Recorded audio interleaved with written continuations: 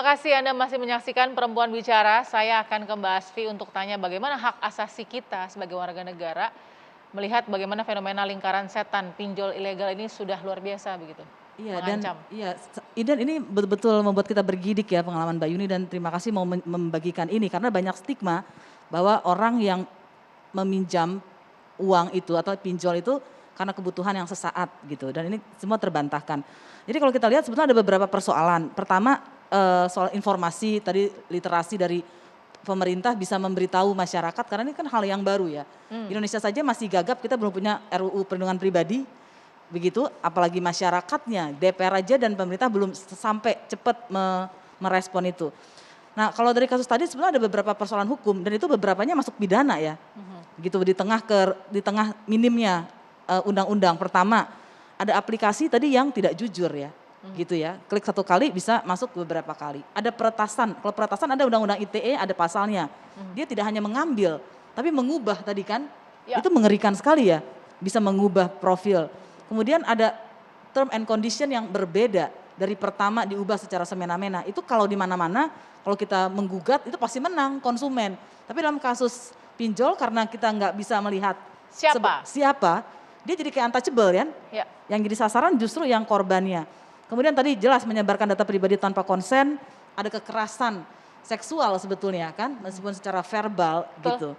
Dan itu kalau dalam data-data LBH yang paling banyak mendampingi itu teman-teman di LBH Jakarta, ini muncul kekerasan seksual. Jadi ini bukan hanya dalam kasus ini gitu.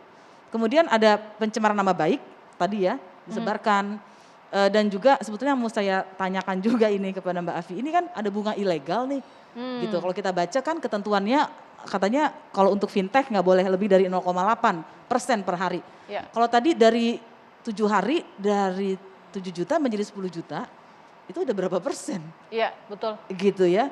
Nah jadi dari sana kemudian kalau kita runut-runut ada banyak masalah, yaitu soal tadi yang soal bagaimana pemerintah bisa mendorong ada literasi media di masyarakat secara masif.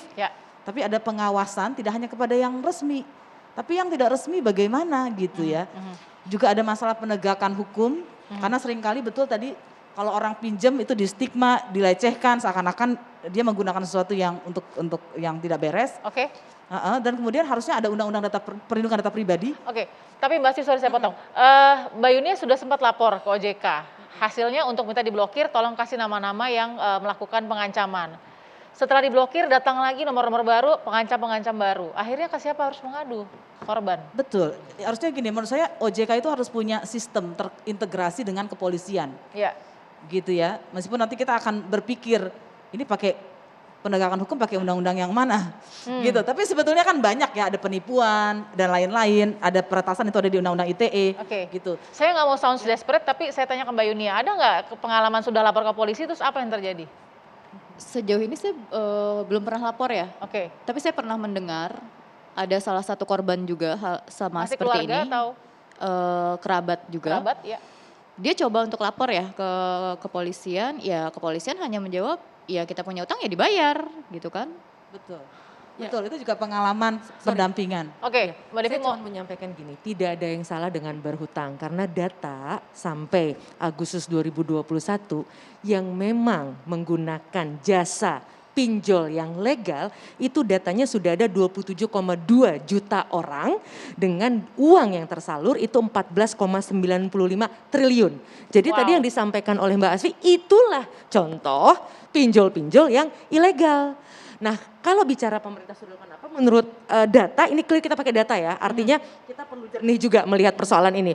Pertama kalau yang diblokir itu sudah ada dari 2018 sampai 2021 ada 4.818 yang ilegal yang diblokir. Jelas dia kemudian membuat lagi karena memang dia ilegal. Lalu kemudian kalau pinjolnya sendiri menurut data OJK itu ada 3.365.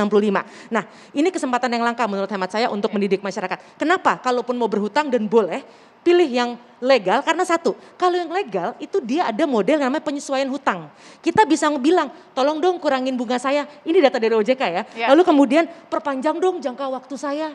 Lalu yang ketiga, hapusin dong denda saya, itu bisa. Asal ilegal kepada yang legal. Kalau yang sama yang ilegal karena memang tanda kutip penjahat digital, ya jelas tidak mungkin kita melakukan hal tersebut. Nah artinya pengaduan-pengaduan, nah ini mungkin sekalian promo gitu ya kepada masyarakat, ada nomor teleponnya, ada WA-nya untuk ngecek. Ini bener nggak sih? Itu 157 nomor teleponnya gitu. Kalau kepolisian dan sebagainya kan itu 110 untuk ngadu. Ini ada namanya 157 telepon. Nah cuman memang kadang-kadang karena situasi darurat dan sebagainya, kemudian kita sudah tidak mau atau tidak berkesempatan lagi untuk melakukan recheck. Dan satu, kalau yang legal dia tidak mungkin mengakses kita via WA. Karena mengakses data via WA saja dia sudah berani mengirim penawaran lewat SMS dan WA, itu artinya sudah ilegal. Ini data OJK. Jadi kalau kita warga, teman-teman masyarakat ada yang menerima itu, mohon stop. Karena itu pasti ilegal. Kita fact check yang legal. Pernah nggak masuk ke WhatsApp-nya Mbak Yuni ya pada saat mencoba yang legal? Penawaran itu legal nggak ada via WA? Tidak ada via WhatsApp Tidak ya? ada. Jadi benar-benar dari aplikasi tadi ya? Dan hati-hati sekarang yang ilegal itu dia juga mereplikasi. Dia memfotokopi masyarakat biar mudah. Kan OJK udah ngeluarin tuh tadi 110 data itu, dia ganti misalnya kayak Peduli Lindung aja. Yang benar itu kan .id, bukan .com. Jadi kalau sudah .com-nya udah salah. Nah itu dia lakukan itu. Betul, nah ini yang memang kita perlu hati-hati. Dan yang kedua, soal data, selain memang kita akan terus mendorong pemerintah dan parlemen segera mengetuk palu rancangan undang-undang perlindungan data pribadi. Tapi mohon maaf Mbak, kita ini sebagai pribadi sekarang, banyak sekali orang selfie KTP-nya. Selfie NIK-nya itu di mana-mana. Nah itu yang digunakan oleh pinjol-pinjol itu, dia tiba-tiba bahkan selfie nomor rekening. Dia enak aja yang ilegal tuh, dia kirim saja ke kita, kitanya seneng, aduh alhamdulillah dapat berkah, padahal itu adalah modusnya. Tapi apakah itu, saya mau ke Mbak Afi dulu ya. Tadi kan pertanyaan dari Mbak Asfi kan, satu permainan bunga ilegal, terus kemudian kalau memang ngelapor ke OJK, cukup nggak dengan blokir? Ternyata mati satu tumbuh 1000 tuh. Jadi gini, di OJK itu ada Satgas namanya. Nah Satgas ini biasanya adalah menerima laporan-laporan untuk yang ilegal.